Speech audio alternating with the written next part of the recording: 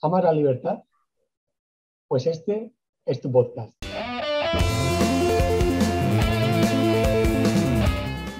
Muy buenas, sean ustedes bienvenidos una vez más a Don't Tread on Me, una serie de podcasts destinadas a divulgar las ideas de la libertad dentro del proyecto Value for All, con la colaboración, eso sí, de Polynomics. Mi nombre es Ángel García y al otro lado, en esta ocasión, tenemos el privilegio de contar con la presencia de Daniel Gallego. Daniel es doctorando y profesor asociado en la Universidad Rey Juan Carlos y en el Instituto de Estudios Bursátiles. Además, le fue concedido el último premio Hayek al mejor expediente académico del máster en Economía de la Escuela Austríaca, dirigido por nuestro admiradísimo profesor don Jesús Huerta de Soto, a quien le enviamos un cariñoso saludo. Todo esto hace de Daniel una persona ideal para comentar lo que nos trae hoy aquí, ni más ni menos que el último artículo publicado por don Jesús, Los efectos económicos de la pandemia, un análisis austriaco. Muy buenas, Daniel, ¿cómo estás? ¿Qué tal, Ángel? Buenos días. Bueno, en primer lugar, a modo de introducción, hay que decir que las crisis económicas pueden producirse fundamentalmente por dos motivos: los ciclos económicos de crecimiento y recesión o bien los fenómenos extraordinarios. Por supuesto, los ciclos generan crisis recurrentes con cada vez menor distancia temporal entre ellas, mientras que los fenómenos extraordinarios desembocan en crisis puntuales. Un ejemplo claro de estas últimas es la escalada de precios que se está viviendo en Europa por el conflicto ruso-ucraniano y, como no, la pandemia provocada por el SARS-CoV-2. Por supuesto, no son únicamente los factores que influyen, pero sí que, digamos, tienen cierta influencia en esta escalada de precios. En consecuencia, podemos afirmar que las crisis puntuales son imprevisibles. No obstante, las crisis recurrentes, aunque quizá no se pueda determinar el momento exacto, sí que se pueden intuir. De hecho, los economistas austriacos llevan años proponiendo reformas económicas para precisamente evitarlas. Daniel, ¿qué propone esta patrulla de amantes del libre mercado? Bueno, a ver, sí que es cierto que se pueden distinguir dos tipos de crisis económicas, ¿no? Aquellas que son exógenas a la economía, como bien dices, son aquellas que en momentos puntuales de guerra de Ucrania, pandemia de COVID o situaciones que generan mucha incertidumbre en la economía, y esto pues modifica los comportamientos de la sociedad ante un aumento de incertidumbre, ¿no? Y luego aquellas crisis que son endógenas a la economía, que son las que se podrían evitar si se diesen, digamos, ciertos puntos que son los que el profesor Huerta de Soto lleva, digamos, escribiendo sobre ellos durante mucho tiempo, en especial en el libro de Dinero, Crédito Bancario y Ciclos Económicos. Estos, de manera resumida, se comentan también al comienzo del artículo, son, digamos, puntos a gran escala, ¿no? Que sí que me gustaría diferenciar este tipo de reformas que son a gran escala o llevarían mucho tiempo y sobre todo mucha conciencia por parte de la sociedad, y luego otras medidas que sin ser tan agresivas ayudarían mucho a paliar estas situaciones de crisis económicas, ¿no? Bueno, lo que propone el profesor Huerta de Soto y lo que muchos economistas austríacos secundamos es la eliminación de los bancos centrales. O sea, los bancos centrales son la máxima expresión de la coacción que en términos económicos que existe, porque bloquea completamente la transmisión de información que sea en el mercado o en la sociedad, entendiendo mercado y sociedad como sinónimos.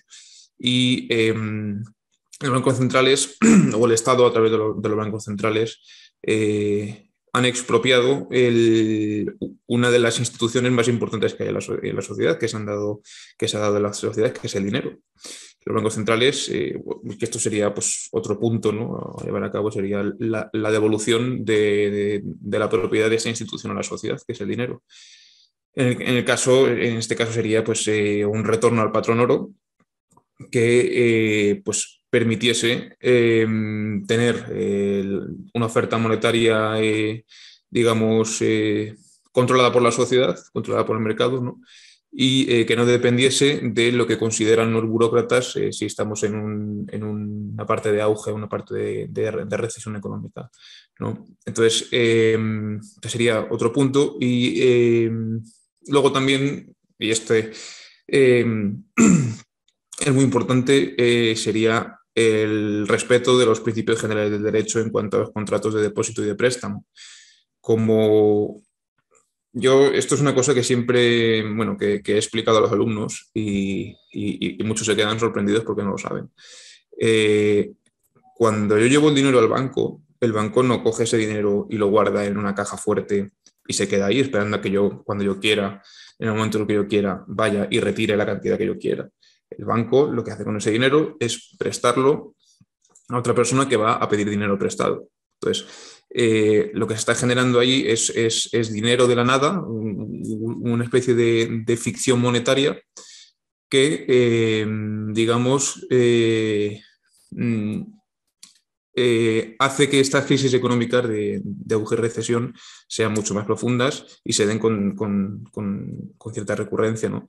Entonces, el principio de aquello que yo estoy depositando que es mío, que es de mi propiedad, lo dejo guardado en una caja fuerte y eso no se toca porque es mío. Entonces, eso sería otra de las recetas fundamentales, que los bancos, que tienen un monopolio concedido por el Estado importantísimo, eh, se ajustasen a estos principios generales del derecho. De decir, esto que yo estoy guardando en esta caja fuerte es mío y esto no se toca y esto no se presta ni mucho menos. Porque o sea, cuando se presta, yo estoy actuando como si yo tuviese, si por ejemplo yo meto en un depósito 100 unidades monetarias, yo estoy actuando como si yo tuviese 100 unidades monetarias. Y a la persona que se le está prestando 98 unidades monetarias está actuando como si tuviese 98 unidades monetarias, cuando la realidad es que solamente hay 100 y se está actuando en la sociedad como si yo tuviese 100 y como si la persona que ha cogido ese dinero tuviese 98 unidades monetarias. O sea, es decir, como si hubiese 198 unidades monetarias en la sociedad, cuando esto no es así. Entonces, ese sería otro punto muy importante. Y el más importante de todos, el que más hincapié hace el profesor Huerta de Soto, es el respeto de los tipos de interés. Que los tipos de interés sean señales verdaderas en cuanto a la tasa de preferencia temporal que se está dando en la sociedad.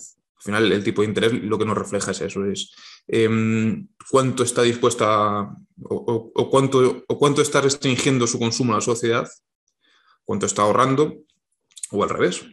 Entonces, en función de eso, en la parte de la sociedad que decide invertir en proyectos de larga duración o proyectos de etapas alejadas del consumo, se deciden invertir, pues que sea por señales verdaderas de la sociedad, no por señales que los grandes funcionarios de los bancos centrales, con sus magníficas fórmulas y sus magníficos programas matemáticos y econométricos, deciden si hay que subirlo, hay que bajarlo o qué es lo que hay que hacer cuando no se está respetando la información que se está dando en el mercado a través de los tipos de interés, que es esta tasa de preferencia temporal. ¿Cuánto está la gente dispuesta a rechazar hoy para tenerlo mañana en cuanto a valor, ¿no? En un tipo de interés?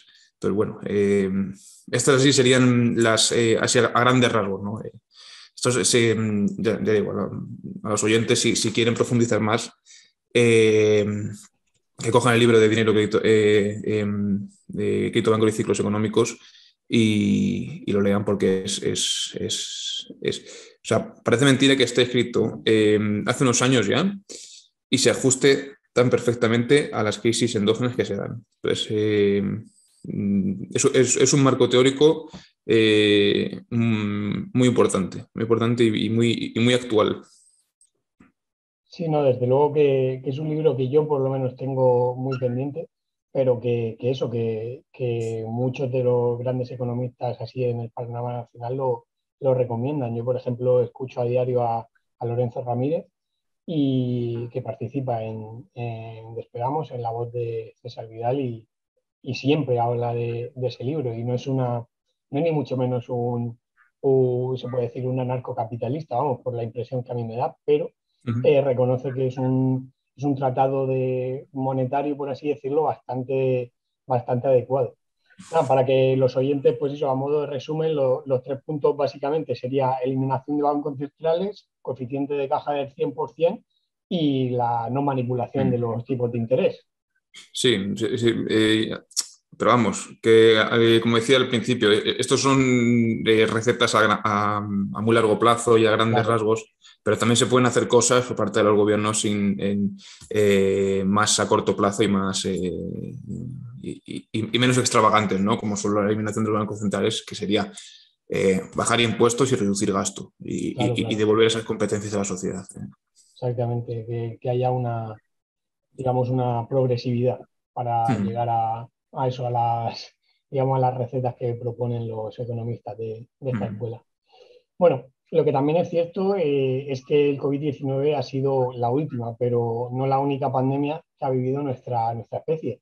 Recordemos que entre 1918 y 1920 se produjo la crisis de la mal llamada gripe española, con decenas de millones de muertes por todo el mundo, lo cual supone una mortalidad muy superior a la que vivimos en la actualidad debido al COVID-19. Es más, aquella gripe provocó una caída en picado de la mano de obra disponible, elevando los salarios al alza y desembocando en los denominados felices años 20, aunque a mí me gusta más llamarlos burbujistas años 20. ¿Qué errores se cometieron en materia económica en esta década, Daniel? Pues mira, Ángel, si me permites, traslado un poco la pregunta a la crisis de 2008, porque digamos que los motivos tienen origen parecido y creo que los oyentes, o sea, se puede ilustrar mucho mejor para aquellos que nos estén escuchando. Y es que al final esta actuación de los bancos centrales y de los gobiernos producen este tipo de crisis económicas de auge ficticio y recesión. Entonces, dependiendo de la cantidad de años que estén cebando la economía, porque tiene una visión estática de la economía donde solamente importa el consumo y cuanto más se consuma, mucho mejor. De hecho, la directora del FMI, cuando estábamos todos encerrados, decía algo muy parecido a Keynes. Decía, hay que consumir y tienes que consumir y consumir y consumir, porque solamente importa el consumo. Entonces, esa visión cortoplacista, esa visión estática es lo que lleva a este tipo de crisis tan dolorosas. Porque este tipo de crisis se traducen luego en desempleados, en gente con nombre y apellidos que no puede ir a trabajar porque no hay trabajo y que no puede pagar el alquiler, etcétera, etcétera. Entonces, al final, a grandes rasgos son manipulación ficticia de los tipos de interés, dando a entender a la sociedad que hay un ahorro que puede sustentar, digamos, inversiones en las etapas más alejadas del consumo, cuando lo que está pasando realmente es que la gente no está dejando de consumir para que exista esa bajada de tipo de interés. Es decir, si hay una bajada de tipo de interés es porque, en principio, si se respetasen los principios generales del derecho, como comentamos al principio, es porque la gente está ahorrando más. Si yo ahorro más es porque consumo menos. Entonces, si yo ahorro más, los precios del consumo deberían bajar. Pero cuando hay una manipulación artificial de los tipos de interés, esto no se da.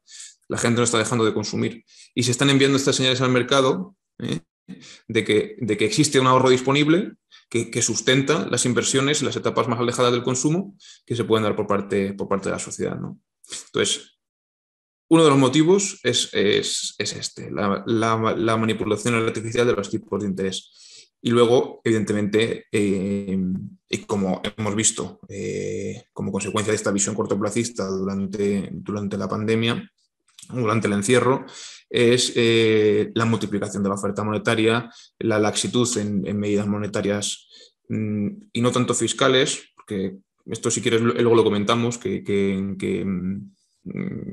todas las medidas, digamos, extraordinarias que se dan, porque estamos en tiempos extraordinarios, luego son dificilísimas de quitar. Pero bueno, al final es eso, la actitud monetaria con creación de dinero abundante y barato. El dinero, bueno, pues el dinero no vale nada, no vale nada, entonces lo que hacemos es inundamos el mercado de dinero y lo más importante, bueno, no sé si es lo más importante, pero sí de capital importancia es la manipulación artificial de los tipos de interés, que es la señal en el mercado que más se tendría que respetar, sin duda.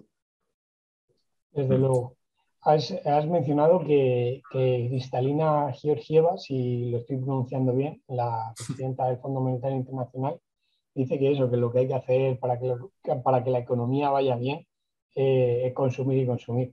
Claro. Y eso, vamos, me parece estupendo que lo digas y que lo traigas un poco a colación porque en este podcast siempre, eh, digamos, decimos que lo importante no es el consumo. O sea, de hecho, realmente, por supuesto, hay que consumir, pero con cierto criterio y con cierta cabeza. Pero que las sociedades prósperas no son precisamente las sociedades consumistas, Ujú, son lo contrario, las sociedades ahorristas, por así decirlo. Que ujú. básicamente digamos, las sociedades ahorristas son las más capitalistas. Claro, claro. Si es que, o sea, el objetivo no tiene que ser una sociedad consumista. Bueno, es que es lo típico de que se relaciona el capitalismo con el consumismo, porque todo el mundo consume mucho y todo el mundo está en los centros comerciales consumiendo, y esto es lo más capitalista que hay. Capitalismo es sinónimo de ahorro. Es sinónimo de ahorro. Entonces, una sociedad es más rica cuando está más capitalizada y cuando es más productiva. Y para que exista ese capital, tiene que haber un ahorro previo y una reducción del consumo hoy para que mañana, o sea, porque durante ese tiempo podamos ahorrar y nos podamos capitalizar y podamos ser más productivos. Exactamente, completamente de acuerdo, Daniel. Bueno, otro ejemplo de pandemia, volviendo un poco al tema, lo tenemos en la peste bubónica del siglo XIV. Se estima que Europa perdió más o menos 2/3 partes de su población en aquella época, lo cual también alzó los salarios de forma espectacular, en consecuencia de la carestía de mano de obra. No obstante, ante la brutal mortalidad de la enfermedad, la sociedad adoptó dos actitudes antagónicas. Por un lado, hubo quienes exacerbaron su preferencia temporal, como tú antes mencionabas, y básicamente comían y bebían como si al día siguiente fueran a morir. Y por otro Ujú. estaban aquellos que hacían penitencia y rezaban por el mismo motivo. Dos actitudes opuestas, por supuesto, pero que provocaron el mismo efecto, el descuido y consumo sin reposición de los bienes de capital. Porque, ¿qué sentido tiene ahorrar y emprender ante este tipo de circunstancias? Mm. Esto obviamente hirió de gravedad la estructura productiva de aquel momento. Aún así, Daniel, parece que los economistas monetaristas y keynesianos, que como dice Lorenzo Ramírez, se están como los últimos años fusionando. Un poco parece. Pues eso, ellos parecen, ambas corrientes parecen defender los beneficios de este tipo de catástrofe porque sacan a las economías de su atonía y de su estancamiento. Sí. ¿Qué hay de cierto en todo esto? Bueno, a ver, es que primero hay que entender el punto de vista de estas escuelas de pensamiento, porque el concepto que tienen de capital es un concepto, no es como el concepto que tenemos en la escuela austríaca de capital. Pues, el concepto que tienen de capital es de una masa homogénea, que lo mismo da que sea capital destinado a la fabricación de bolígrafos que la fabricación de portaaviones nucleares, para hacernos una idea, ¿no? O sea, ven el capital como una masa homogénea, las incluyen en sus complicadísimas ecuaciones y en sus flujos circulares de la renta, que ahora comento el problema que tiene esto, o sea, el problema que tiene de representar la economía o la estructura productiva a través del flujo circular de la renta. Entonces, como se da este punto de vista de estas escuelas de pensamiento y no incluyen un factor importantísimo que sí se incluye en la escuela austríaca, que es el factor tiempo, evidentemente son visiones cortoplacistas donde no van más allá que momento de hoy, momento T de hoy, y el futuro Dios dirá. Entonces, esto es una cosa que nos diferencia principalmente de la escuela austríaca, esta inclusión del factor tiempo, donde el capital no es homogéneo, donde las estructuras productivas tienen diferentes pasos, diferentes años, por así decirlo, ¿no? Donde, de hecho, un ejemplo o un error que se da es, uno de los errores se puede ejemplificar a través de la contabilidad nacional, del Producto Interior Bruto. porque con el objetivo de intentar una doble contabilidad, solamente se lleva la contabilidad de las fases más cercanas al consumo y evidentemente la fase de consumo, ¿no? Dentro de la estructura productiva, la última fase, la fase del consumo. Y no se contabilizan lo que se está produciendo en las etapas productivas más lejanas del consumo, que están más alejadas del consumo, para evitar esa doble contabilidad, ¿no? Y esto es completamente falso. Y esto responde a la sorpresa que se llevan los gobiernos o los ministerios de Hacienda durante las etapas de auge ficticio dentro de los ciclos económicos, de que cómo es que están ingresando tanto dinero cuando no se corresponde con la subida del PIB, del Producto Interior Bruto. Pero sí que es verdad que en estas etapas hay subida del Producto Interior Bruto, pero no se corresponde o no es proporcional a la cantidad de dinero que están ingresando. Y esto es porque no contabilizan las etapas intermedias alejadas del consumo, porque solamente se ve el corto plazo, ¿no? o el consumo. La economía es solamente consumo. Entonces, lo cierto es que, y termino ya con el Producto Interior Bruto, las ruedas de los coches que están fabricando hoy no son las ruedas de los coches que ya están fabricados hoy. Entonces, se está pasando por alto toda esa parte de la economía que es tan importante, porque la mayoría de los bienes de la economía son bienes de capital o bienes de orden superior, en términos mengerianos. Y estas escuelas económicas, y en especial los keynesianos, no lo tienen en cuenta. Entonces, por eso digo que hay que entender, o sea, hay que posicionarse desde su prisma de visión para ver por qué llegan a decir que, que en momentos de crisis solamente lo que hay que hacer es consumir, consumir y consumir. Y el ahorro da igual, porque el ahorro al final, si dejamos de consumir, nos empobrecemos todos porque bajan los precios y la gente sale desempleada. Pero es que no se está viendo más allá del corto plazo, ¿no? Entonces, es tener completamente una visión estática de la economía, no dinámica, y no entender que en esa parte de capital homogéneo que ellos entienden, no es un capital homogéneo, es un capital completamente heterogéneo y muy profundo. En el flujo circular de la renta, el flujo circular de la renta es lo que se suele enseñar en institutos y cursos de introducción a la economía, pues desde un punto de vista completamente keynesiano y un punto de vista completamente estático y cortoplacista, porque es superficial, por así decirlo, y no entiende que dentro de esa parte del capital hay una profundidad muy importante y hay muchísimo tiempo que son los que llevan a que culminen esas etapas productivas. Entonces, pues claro, desde ese punto de vista sí que tiene sentido, evidentemente, decir hay que consumir ahora, da igual el futuro, etcétera, etcétera. Esto me recuerda también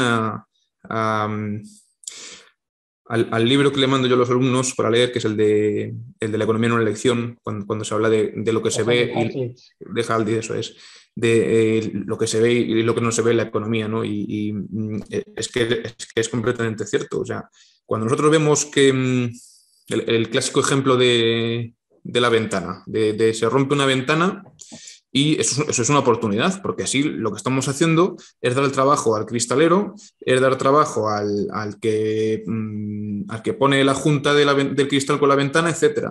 Pero es que eso es lo que se ve. Pero lo que no se ve es que ese dinero que se ha gastado por parte del dueño de ese local al que le han roto la ventana para reparar la ventana es un dinero que no se ha podido gastar en comprar equipo de capital más productivo, ¿no? Entonces, hay que hacer hincapié en esto mismo, en lo que se ve y lo que no se ve. Lo que se ve es que guerras, pandemias, etcétera, son oportunidades que hay que aprovechar. Hombre, sí, es buenísimo, pero lo que no se ve es que todo eso está generando o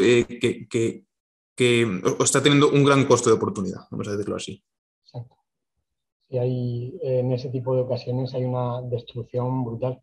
Decías antes que el libro de crédito bancario, o sea, dinero, crédito bancario y ciclos económicos, si no recuerdo mal, es un libro que, a pesar de tener varios años, digamos que se puede considerar que ahora mismo su lectura es bastante actual, digamos, súper pertinente.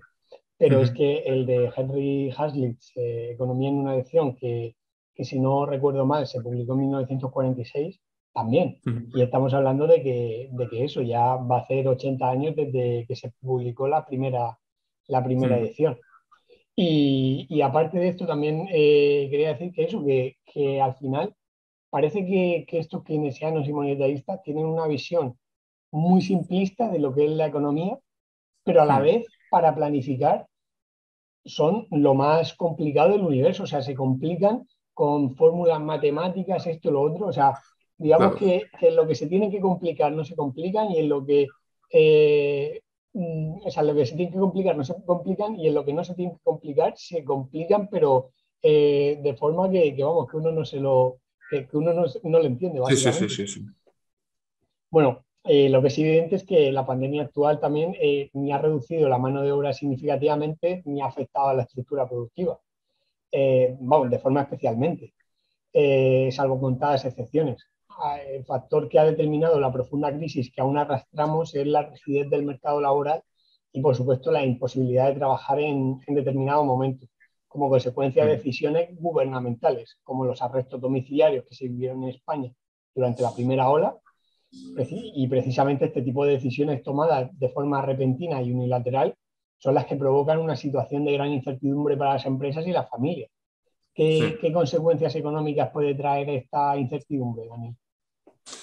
Bueno, a ver, estos aumentos repentinos de incertidumbre, a ver, para mí el más importante es la consecuencia directa que tiene sobre la demanda de certidumbre en el futuro, ¿no? Porque esta demanda de certidumbre futura, en momentos de altísima incertidumbre, lo que hace es secundar completamente las actuaciones de los estados, ¿no?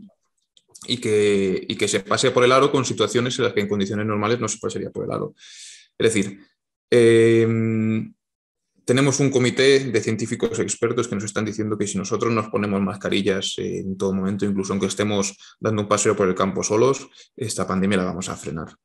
Tenemos un comité de expertos que nos dice que nos podemos quitar la mascarilla si tomamos un café dentro de un restaurante, pero sin embargo, si nos levantamos al servicio, tenemos que poner la mascarilla porque hay que ser solidarios y hay que proteger a nuestro entorno, ¿no? Bueno, todo esto en situaciones normales, estas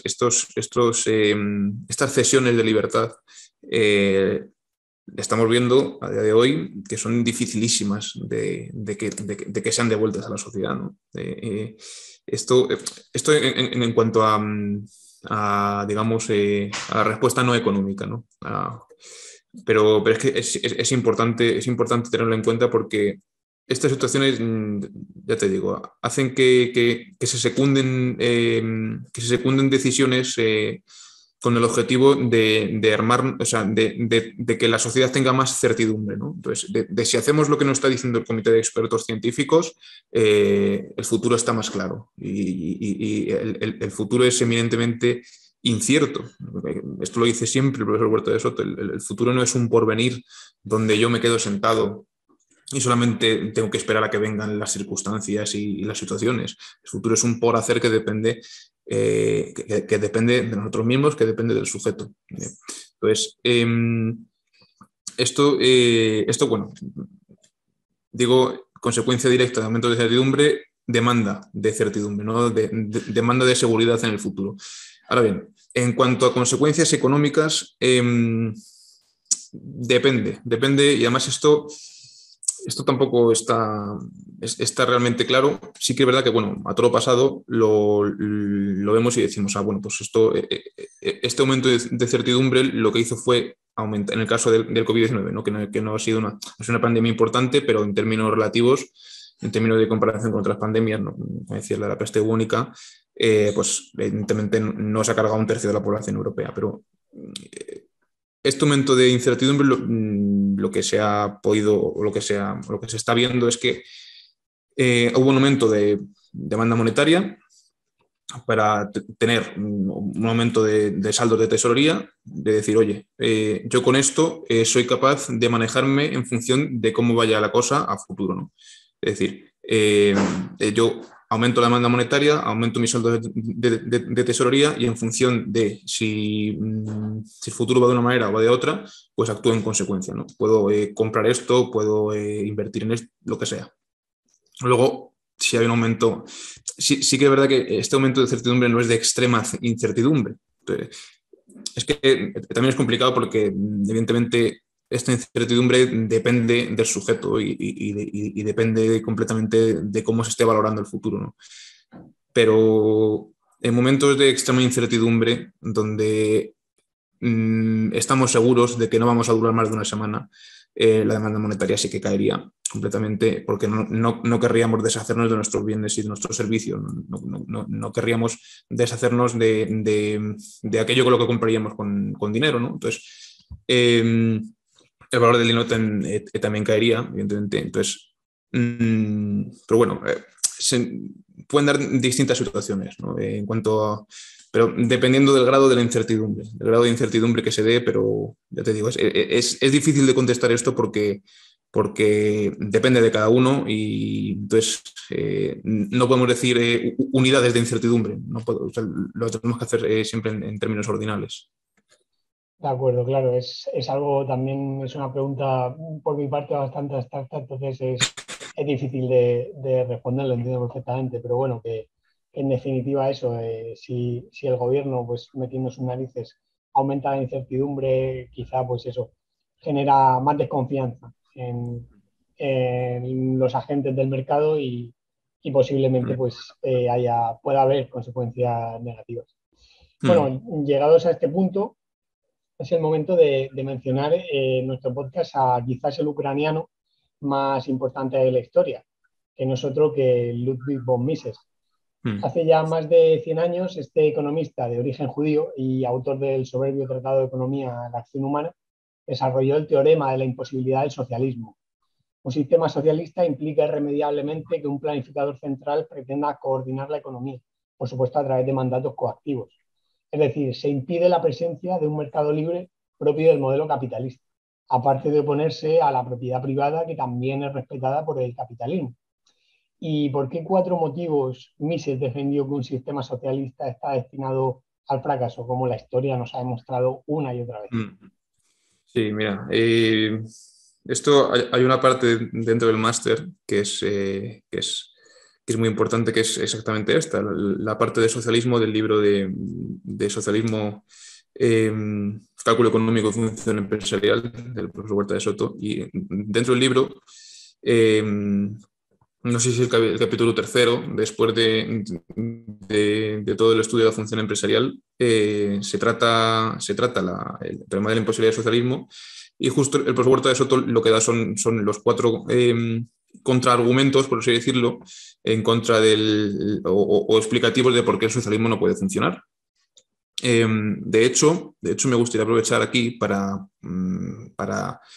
como dijo mi compañero Vicente Moreno, digamos, animar a todos los teóricos de la escuela austríaca a entrar en el debate académico que se está dando en cuanto a la imposibilidad del socialismo, porque es un debate que está volviendo a nacer, o sea, que está renaciendo, y, o sea, por parte de los cibercomunistas, ¿no? Que hablan de que sí que se puede dar ahora mismo una centralización en cuanto a toma de decisiones y coordinación de la sociedad debido a los avances informáticos y los avances cuánticos que se están dando, ¿no? Pero bueno, te digo, ese es otro debate que es súper interesante, súper interesante. Pero como digo, en estas páginas el profesor Huerta de Soto, que en esencia recoge todo lo que Mises aportó a este debate, da cuatro importantísimos argumentos en contra de la coordinación, o sea, del socialismo en general, ¿no? De las decisiones centralizadas, vamos a decir, ¿no? El primero, o sea, se pueden dividir en argumentos estáticos y argumentos dinámicos, ¿no? El primero es que el socialismo o las decisiones centralizadas son imposibles por la cantidad de volumen de información que se da en la sociedad. Es decir, somos millones y millones y millones de personas. Cada una pensamos de una manera y cada una tenemos nuestra información, nuestros bits de información almacenados en nuestro cerebro, y es completamente imposible que debido al volumen, solamente por el volumen, sin entrar en más complejidad teórica, por volumen es imposible.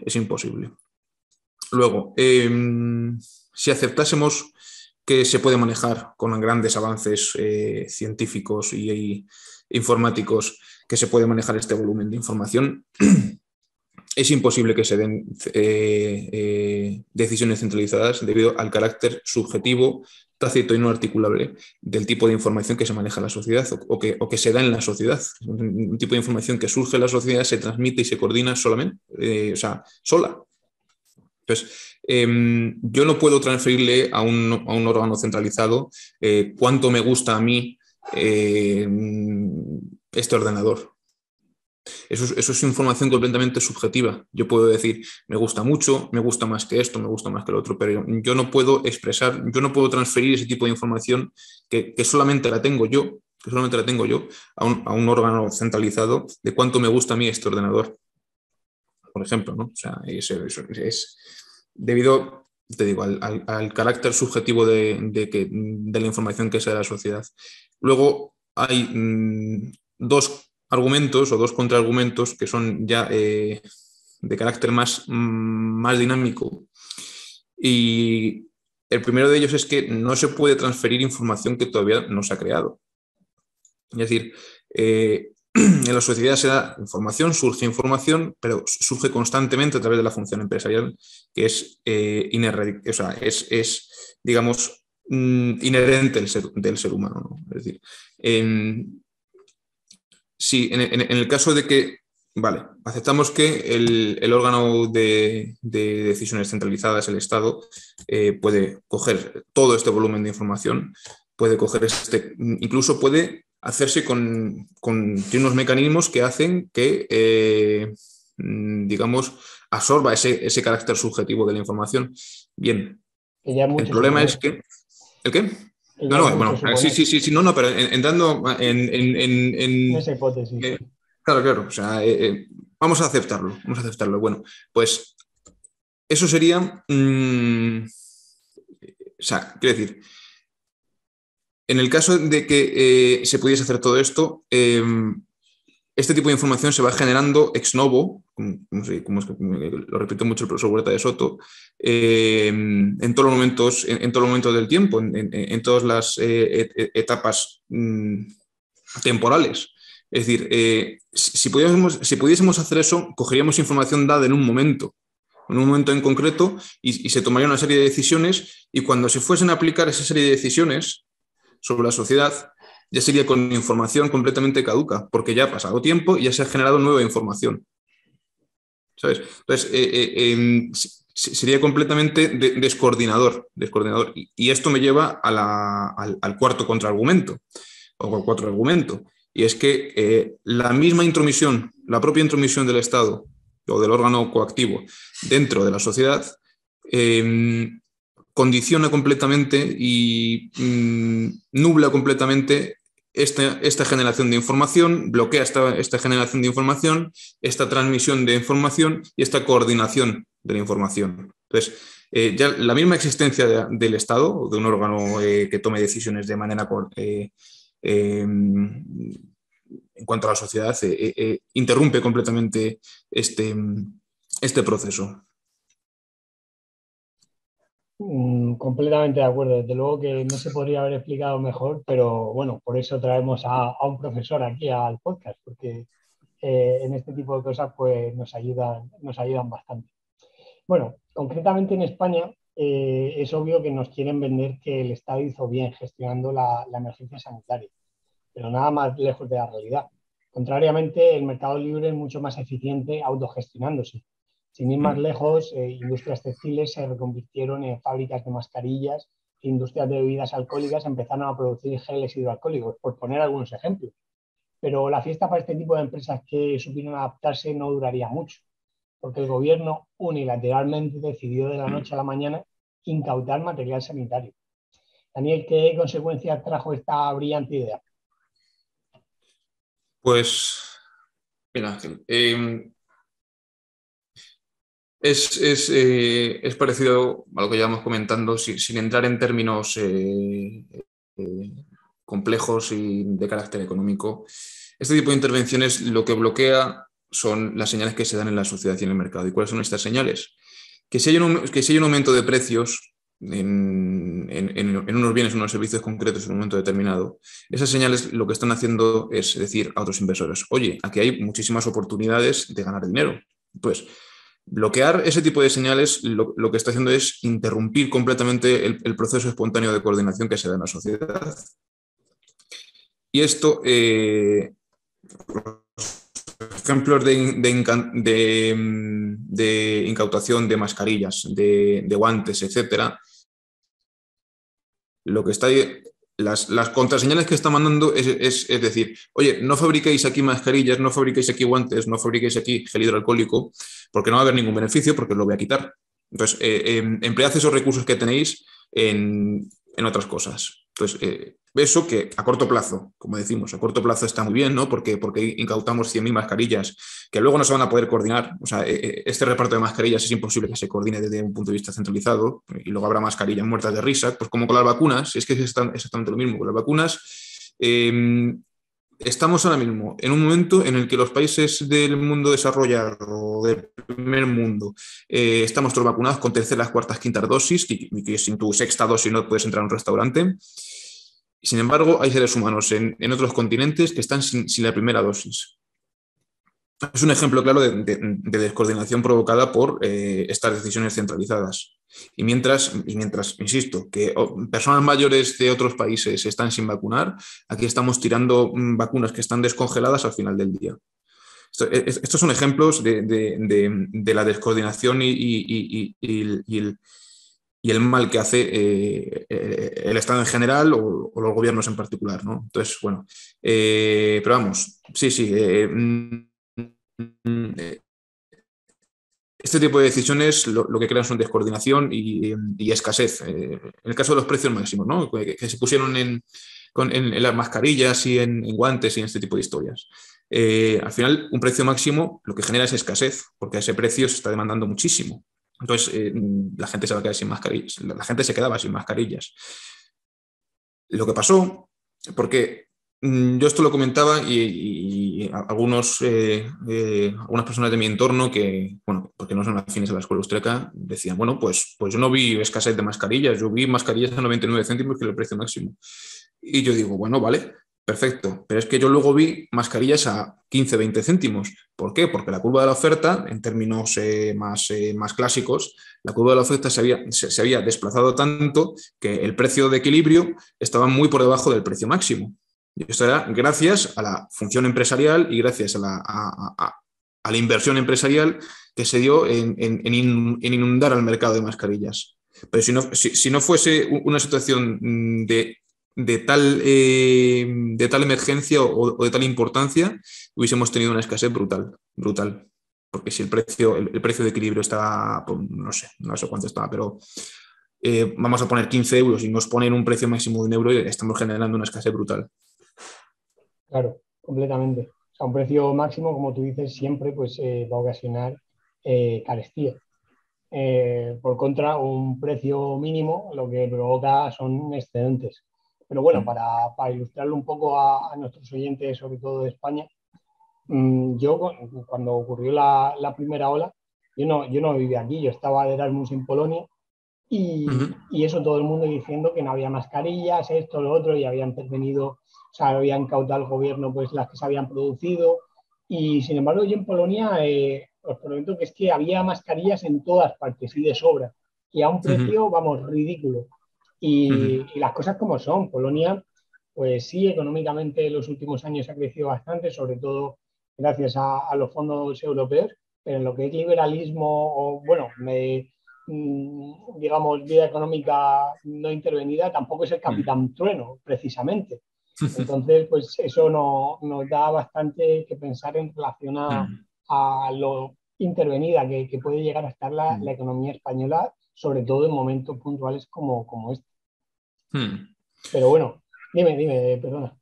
No, digo digo, mira, si en todo caso, y esto me llevó a algún debate dentro del máster, en todo caso, lo que yo veía con mejores ojos, por así decirlo, es que en el caso de intervenir, el gobierno lo que hubiese tenido que hacer, o lo que hubiese podido hacer, no tenido que hacer, es comprar mascarillas a precio de mercado y intentar distribuirlas, ¿no? O por lo menos a médicos y enfermeros que estaban ahí dando el do de pecho en los días más críticos de la pandemia, ¿no? Pero eso de poner precios máximos que generan escasez, eso teniendo un presidente del gobierno, ¿no? que es doctor en economía, no hay por dónde cogerlo. Eso no hay por dónde cogerlo. Bueno, ese doctorado dudo mucho que sea como el tuyo, pero en fin, supongamos que sí. Bueno, lo triste es que nuestra sociedad piensa que los gobiernos asisten a sus ciudadanos en momentos de crisis, pero qué va. Las crisis son el momento perfecto para aumentar el estatismo, con propaganda y mentiras, usando la ingeniería social, también conocida como socialismo cientista.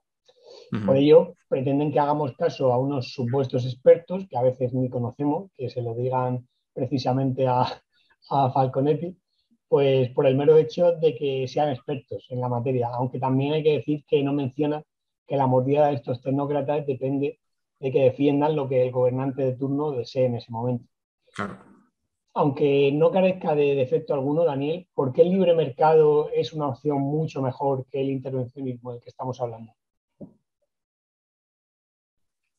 Bueno, por lo que estamos comentando desde el comienzo, ¿no? Al final el libre mercado, o sea, yo tampoco te voy a decir que lo más o lo óptimo sea el anarcocapitalismo o un mínimo Estado, sino esto es como dice uno de mis directores de tesis, César Martínez Meserer, que no vamos aquí a estar midiéndonos en cómo de liberales somos, ¿no? O quién es aquí el más liberal, sino que si estamos aquí en el barco de la libertad o en el barco de reducción del Estado, estamos en el mismo barco, ¿no? Entonces, yo, en términos generales, lo que te voy a responder es que el libre mercado es mucho mejor que el intervencionismo en términos de eficiencia, en términos morales, en términos económicos y etcétera. O sea, respetamos la naturaleza humana a través del libre mercado y respetamos la propiedad privada a través del libre mercado. Y sobre todo que esto genera unas consecuencias tan positivas a nivel económico que te digo, cualquiera que esté en el barco de reducción del Estado es bienvenido. Y esto es sobre todo porque a través del libre mercado es donde se da la coordinación de esta información subjetiva que nace de la sociedad. Es decir, a través del libre mercado se coordinan aquellos que quieren consumir hoy y aquellos que quieren ahorrar hoy. Aquellos que quieren invertir a futuro y en las etapas productivas más alejadas del consumo y aquellos en las que solamente quieren consumir. O sea, al final lo que se está dando es una coordinación de este tipo de información subjetiva que se da en el mercado, ¿no? Y esto se puede traducir o se puede materializar en todo tipo de situaciones de crisis económicas, más a nivel micro también si se quiere, etcétera, ¿no? Entonces, al final, el libre mercado es el camino correcto porque es el que mejor coordina la sociedad, ¿no? Y el que más respeta los derechos fundamentales de los individuos. Completamente de acuerdo, Daniel. Pero como dicen en esta película basada en el famoso caso de Edward Snowden, la gente no quiere ser libre, quiere estar segura.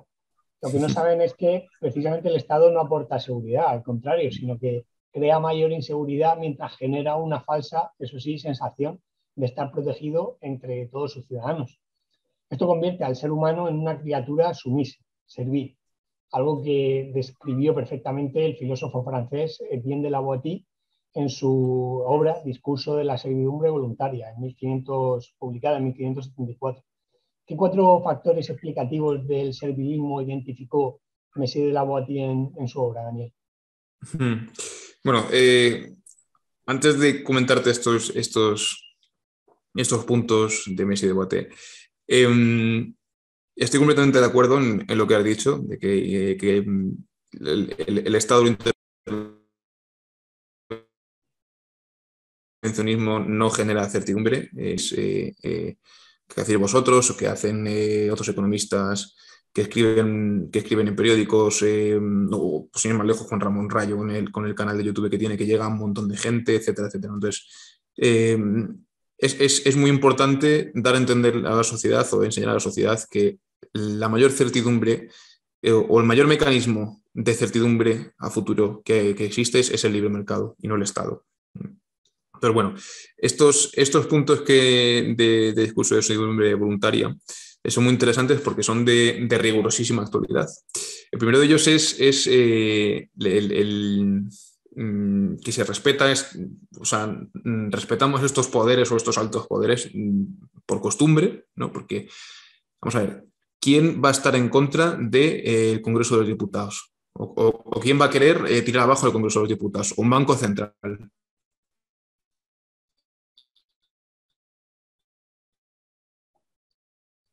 Pero bueno, o sea, eso solamente lo puede, por costumbre, ya decimos, bueno, asumimos que hay un poder ahí y que nos maneja más o menos y nos deja ciertos márgenes de libertad, ¿no? El segundo punto es la cuestión del origen de ese poder, ¿no? O sea, antiguamente hablábamos de origen divino, es decir, pues bueno, es que si estoy en contra del rey que viene por origen divino, al final lo que estoy haciendo es ir en contra de Dios, ¿no? Y cómo voy a estar yo en contra de Dios, esto sí es impensable. Pero hoy día si estoy en contra de este sistema, estoy en contra al final de la democracia. E ir en contra de la democracia es lo más políticamente incorrecto que hay, ¿no? O sea, el término democracia se emplea en absolutamente todas las cuestiones. Es decir, cualquier cosa que contradiga los estándares propuestos por el mainstream es ir en contra de la democracia. Ir en contra de la democracia es fascismo directamente. Claro, o sea, ir en contra de la democracia lo que te convierte a ti es en dictador. Pero bueno, es que la democracia al final es la dictadura del 51% sobre el 49%. Entonces, sí que cabe cuestionarse las bases sobre las que se sustenta la democracia. No voy aquí a hacer una apología al anarquismo, ni mucho menos, pero sí, yo animo a cuestionar estas bases del origen de este poder, ¿no? Luego, el tercer punto, que es también de rigurosísima actualidad, es la creación de estos grupos de interés que se dan alrededor del Estado, ¿no? Que son de los más interesados de que estas estructuras de poder se sostengan, ¿no? y se mantengan. Y en este caso, bueno, o en el caso de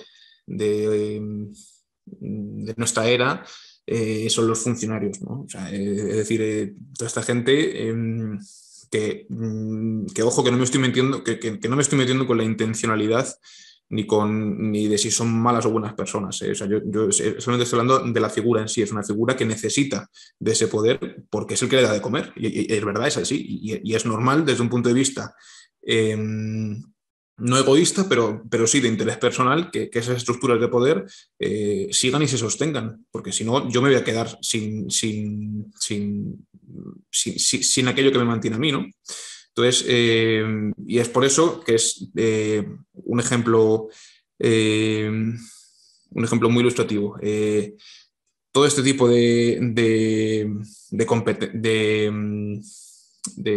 ¿cómo decirlo? De situaciones de competencia desleal, ¿no? o de situaciones de monopolio, de situaciones de que se dan en el mercado de que Google tiene un monopolio o de Google es desleal desde un punto de vista competitivo. O sea, ¿qué te va a decir un funcionario que se dedica a esto? Si está dictaminando si esto es competencia desleal o no lo es? ¿qué te va a decir si tiene que justificar su existencia? Es decir, te va a decir que eso es competencia desleal o que eso es un monopolio horrible que hay que deshacerse de él ahora mismo, porque si no, su figura no tendría ningún sentido, ¿no? Y luego, el cuarto punto, sí, es la creación de, de un apoyo popular, ¿no? O de la compra de un apoyo popular, vamos a decirlo así. De todos es sabido que cuando tenemos unas elecciones a la vuelta de la esquina, sorprendentemente, se empiezan a arreglar las aceras, se empiezan a asfaltar las carreteras, se empiezan a conceder ciertas subvenciones a ciertos grupos de interés. Pues bueno, interesa tener a estos grupos de interés comprados, por así decirlo. Ahora mismo no nos vamos a fijar mucho en el, aunque nunca se hace, ¿no? Iba a decir, ahora mismo no nos vamos a fijar en el gasto, pero cuando hay elecciones a la vuelta de la esquina, nos vamos a fijar aún mucho menos. Si hay déficit, si hay gasto, etcétera. Porque lo que vamos a hacer es subvencionar estos grupos de interés por aquí. Vamos a arreglar estas aceras por aquí. Vamos a construir esta piscina municipal por aquí, ¿no? Esa gente a la que afecta directamente es la gente que potencialmente nos va a votar, ¿no? Pero bueno, estos ya te digo, son 4 puntos de rigurosa actualidad que, aunque estén escritos en el siglo XVI, pueden haber estado escritos hace 2 días. Sí, sí, desde luego. Joder, si el podcast durase más tiempo, igual sacamos obras que se escribieron hace 500 años y también tendrían, vamos, una actualidad increíble. Pero en fin, el ser humano, pues eso, es un animal Sí, bastante, sí. bastante ya conocido como para darnos cuenta de eso, de que todo se va repitiendo constantemente. Bueno, dejando a un lado la naturaleza humana, lo que el profesor Huerta de Soto intenta poner de manifiesto en este artículo es ni más ni menos la eficiencia dinámica del libre mercado como condición necesaria y suficiente para que la economía se recupere de una pandemia. Voy más allá, para que se recupere de cualquier tipo de crisis. Esto se debe al libre ejercicio creativo y coordinador de la función empresarial, que hace evolucionar a la estructura productiva, consiguiendo que ésta se adapte a las nuevas condiciones económicas, por supuesto, satisfaciendo siempre las necesidades de los consumidores en un ambiente de libre competencia. En cambio, Daniel, ¿qué es lo que ocurre cuando en lugar de libertad de mercado lo que tenemos son medidas intervencionistas como política monetaria ultralaxa y rigidez institucional? Bueno, pues lo hemos tocado por encima hace un momento. Lo que se dan son crisis de auge ficticio y recesión. Lo que hacen al final es, en el momento en el que estamos mandando unas señales al mercado que no son las correctas, que estamos diciendo, oye, aquí hay cierto ahorro que se puede utilizar para las etapas más alejadas del consumo dentro de la estructura productiva. Anímense porque nos podemos endeudar, podemos pedir créditos muy baratos, tenemos dinero abundante y barato, etcétera, etcétera. Entonces, son señales que se mandan en el mercado completamente ficticias y, pues ya te digo, que desembocan en un empobrecimiento generalizado de la sociedad. O sea, y esto, o sea, evitar esto pasa por empezar a considerar los puntos que hemos comentado al principio del podcast. Completamente de acuerdo, Daniel. El problema es que los bancos centrales antes de la pandemia ya venían implementando este tipo de políticas. ¿Y qué hicieron a comienzos del año 2020? Pues una vez más utilizar la estrategia del patadón para adelante y seguir suministrando la droga crediticia a las economías convertidas en auténticos yonkis de lo que es la expansión monetaria y la deuda pública. Y es que verdaderamente nadie quiere asumir el coste político que supone sanear las cuentas y liberalizar la economía. Porque aunque a largo plazo eso sí que sea beneficioso y en definitiva sea la solución, exenta, por supuesto, de perfección, porque siempre va a haber desajustes y problemas puntuales, bueno, supondría una serie de ajustes que a corto plazo provocarían ciertos inconvenientes. Al final, Daniel, coincidirás conmigo en que el ser humano es impaciente y prefiere el beneficio a corto en lugar de a largo plazo, o sea, en lugar del beneficio a largo plazo. Por ello, ¿A qué inconvenientes a corto plazo nos podemos enfrentar si un gobierno decente se decide a sanear las cuentas y liberalizar la economía? Bueno, a ver, es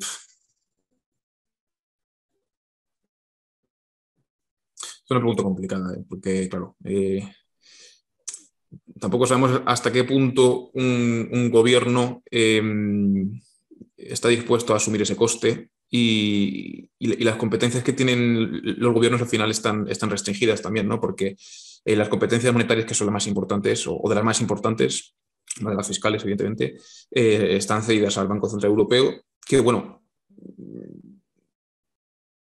sí que es cierto que dentro del endiablado sistema de intervención monetaria que existe, creo que el Banco Central Europeo ha sido una bendición para la sociedad española, porque si no tuviésemos la rigidez, entre comillas, la rigidez monetaria germana o del Banco Central Europeo, esto sería... Yo estoy convencido de que con el gobierno que tenemos esto hubiese sido algo parecido a Venezuela. Entonces, bueno, ya te digo, asumiendo o dentro del contexto en el que nos encontramos. Claro, pero para un Pero, austriaco pasa exactamente lo contrario. Por ejemplo, por poner una ¿cómo? nación que para un austriaco a lo mejor pasa lo contrario que para un español, que digamos el Banco Central Ah, Europeo claro. es, digamos un poco pues lo contrario, una bendición, una Sí. maldición. No, no, no, sí, sí, o sea, claro, claro, claro, pero porque tiene que ceder a aquellos gobiernos irresponsables desde un punto de vista monetario, desde un punto de vista fiscal, ¿no? De no cuadrar las cuentas, etcétera. Entonces, ya te digo, es complicado saber, o sea, saber las consecuencias a corto plazo de empezar a liberar la economía. Entonces, sí que es cierto que habría mucha gente perjudicada a corto plazo, porque a todos aquellos que son completamente dependientes del Estado, de estos funcionarios que comentábamos, ¿no? O estos grupos de interés que comentábamos que dependen directamente del Estado o de la administración pública. Parte de reducir el gasto público es echar a gente a la calle. Y esto es verdad, o sea, esto es así. Entonces, habría un periodo de tiempo o sea, un periodo de tiempo donde estamos reduciendo el gasto y donde estamos también reduciendo los impuestos, en el que a corto plazo va a haber gente que va a salir perjudicada, pero porque el mercado o la sociedad tiene que pagar un precio por haber estado tan intervenido durante tanto tiempo, ¿no? Entonces, yo creo que lo mejor o lo que se debería hacer es ir poco a poco cediendo parcelas de libertad a la sociedad, poco a poco reduciendo el gasto público, poco a poco saneando las cuentas, poco a poco reduciendo los impuestos. Porque ese es el camino inverso es el que han hecho los estados o los gobiernos, poco a poco ir invadiendo parcelas de libertad, ¿no? Hasta el punto en el que estamos. Entonces, bueno, yo te digo, habría gente, pues, estos grupos de interés que se verían muy afectados, pero a medio y largo plazo, evidentemente, con una reducción de impuestos y con un saneamiento de las cuentas públicas, la sociedad acabaría tremendamente beneficiada. No tengo ninguna duda de eso, vamos. Claro. Pero en definitiva nuestra sociedad prefiere esos cada vez más pequeños y menos duraderos beneficios a corto plazo que supone llevar a cabo la política monetaria ultralaxa tan de moda, acompañada por un intervencionismo, digamos, exacerbado. ¿Por qué? Pues porque en algunos casos, por ignorancia, obviamente, porque no saben realmente los beneficios que puede traer digamos, una gestión opuesta, pero en otros, como el de los defensores de la mal llamada teoría monetaria moderna, que, paréntesis, de moderna no tiene nada porque son las mismas viejas recetas que jamás han funcionado y la defienden porque piensan que en el futuro se optará o bien por la deuda perpetua, que defienden personajes de la talla de George Soros, por poner un ejemplo, Mm. o bien por la condonación de la deuda. Pero por favor, Daniel, así para concluir la clase de hoy, ¿nos podrías explicar qué supondría adoptar este tipo de estrategias a nivel económico? Sí, bueno, esto lo comenta el profesor Huerta de Soto al final del artículo y lo que pasaría es que se haría evidente o saldría a la luz la endiablada esencia de los bancos centrales, ¿no? Porque al final, lo primero que sería evidente es cómo a través de la creación de dinero el Banco Central enriquece a unos pocos a costa de unos muchos, ¿no? Porque o sea, al final esto no es una creación de dinero donde pasamos de un día a todos los ciudadanos. Eso, en ese caso pues, no habría tanto problema. El problema es que el dinero se va filtrando en la sociedad por unos puntos en concretos y se da este efecto cantillón, donde se empieza a extender el dinero poco a poco la sociedad. Pero es que al principio, con una estructura de precios dada, a unas partes concretas de la sociedad se le ha inyectado mucho dinero.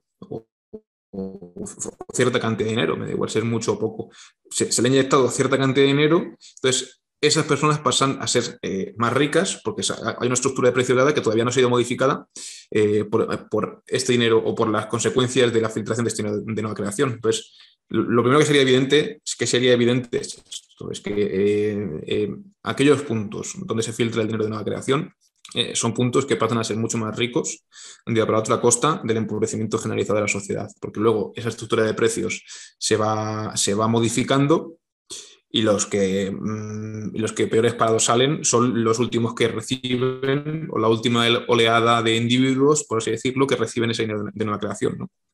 Luego, por otro lado, también sería evidente que, digamos, los mecanismos de los bancos centrales no podrían volverse a utilizar en siguientes situaciones, ¿no? Eso tendrían que hacer directamente filtración de dinero filtración de dinero en la sociedad, a los individuos, ¿no? O sea, básicamente lo que ha hecho Biden durante la pandemia de dar no sé cuántos dólares a las familias para que se puedan gastar dentro de esta visión completamente estática y cortoplacista de la economía. Pues bueno, básicamente se acabaría con toda la credibilidad o con casi toda la credibilidad de los bancos centrales. Los bancos centrales se las arreglarían y el Estado en general se las arreglaría para volver a intervenir en la sociedad y para volver a descoordinarla sea como sea.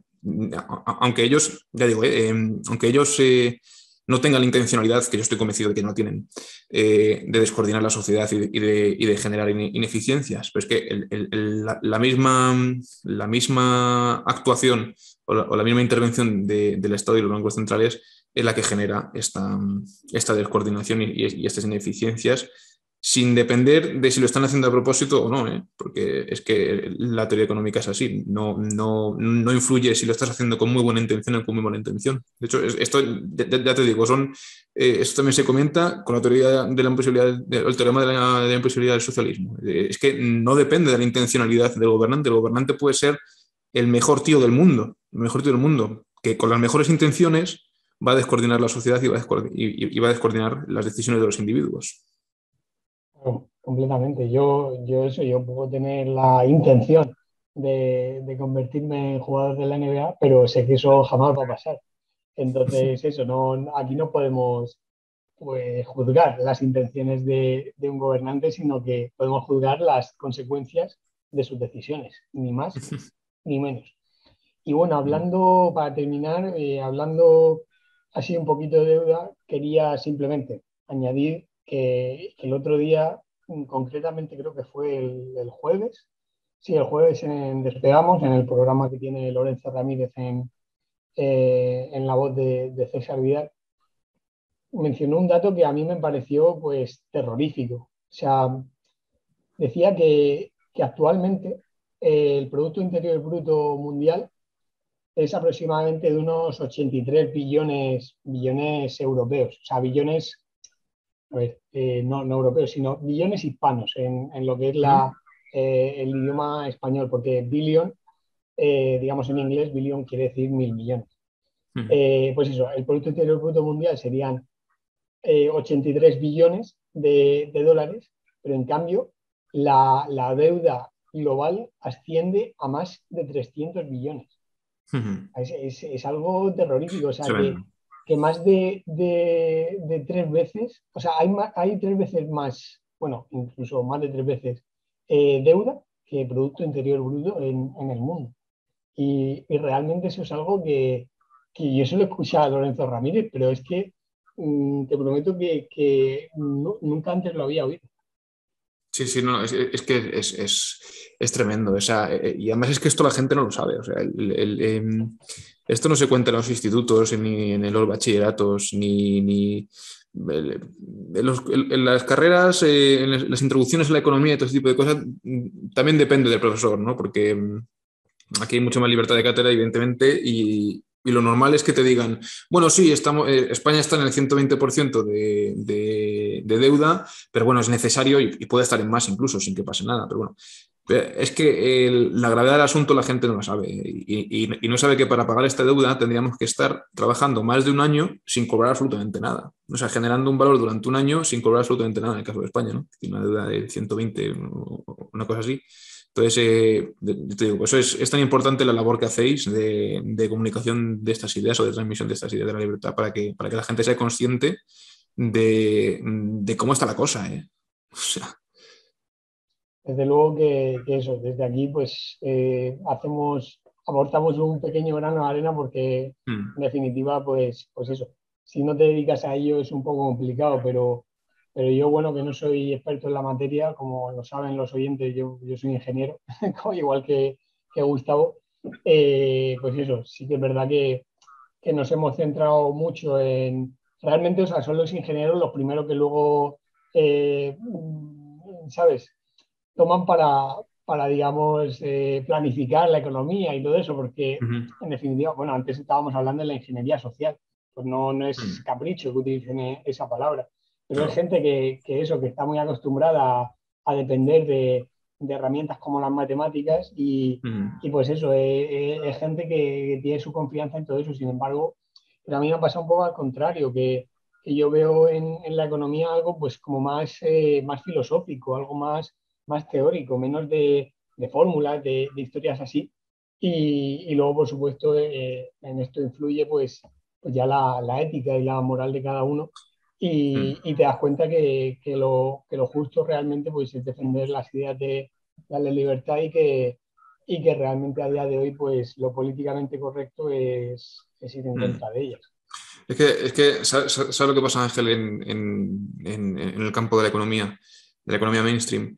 Que se olvida por completo que estamos estudiando al final al individuo. No estamos estudiando fórmulas complejísimas, curvas que van de un lado para otro, que toda la información está dada y nosotros lo que tenemos que hacer es optimizar, reduciendo costes, maximizando beneficios, etcétera. O sea, todo el mainstream económico se ha olvidado por completo que al final somos una ciencia social y que estamos estudiando una parte concreta del individuo y de cómo se comunica en el mercado, etcétera. Entonces, eh, además, es que esto lleva a que nos creamos que somos una especie de ingenieros y que podemos utilizar las matemáticas y que podemos empezar a llenar de constantes todo el campo de la economía para que así nos salgan los resultados que nosotros queremos, ¿no? Entonces, bueno, es una arrogancia fatal. Sí, sí, como diría Hayek, desde luego. Pues nada, Daniel, por mi parte, yo creo que, vamos, desde luego no me equivoco al decir que este ha sido el mejor podcast en cuanto a lo que es contenido, pero claro, o sea, nunca antes habíamos dispuesto de un experto en la materia como tú. Lo primero de todo eso, agradecerte tu participación y que nada, si te gustaría añadir algo más, ahora es el momento. Nada, daros las gracias por esta estupenda entrevista. Recomendar a todos los oyentes que si quieren profundizar en la materia, cojan el libro de Socialismo, Cálculo Económico y Función Empresarial, que es fundamental. Y luego el de dinero, crédito bancario y ciclos económicos es una aplicación concreta del teorema de la imposibilidad del socialismo, ¿no? Entonces, o de lo que se escribe o de lo que se habla en el primer libro de socialismo, ¿no? De Jesús Huerta de Soto. Está disponible en Amazon y en una editorial. Y ya te digo, cualquiera que desee profundizar en la materia y aprender más sobre esto, ahí los tiene. Sí. Yo desde luego, a mí tengo que admitir que el de socialismo me costó leérmelo, tardé lo suyo, Ujú. porque eso, como ya he dicho antes, no soy experto en la materia y es algo que me cuesta y tenía que ir despacito. Pero bueno, si no pueden comprarlo, que me lo intenten pedir a mí prestado y yo se lo presto a quien haga falta, Mm. mientras luego me lo devuelvan. Y nada, Daniel, que eso, que ha sido un placer tenerte, que me alegro un montón que Gustavo, pues eso, diese contigo para realizar este podcast y que nada, Placer mío. que espero que vaya todo genial por la universidad. Un abrazo enorme de parte de Gustavo y de mí al profesor Huerta de Soto. Ujú. Y que nada, que si todo va bien, pues quizá en un futuro contemos contigo de nuevo para hacer otro podcast. Encantado, encantado, Ángel. Pues nada, que vaya todo muy bien. Un saludo. Gracias, un abrazo grande.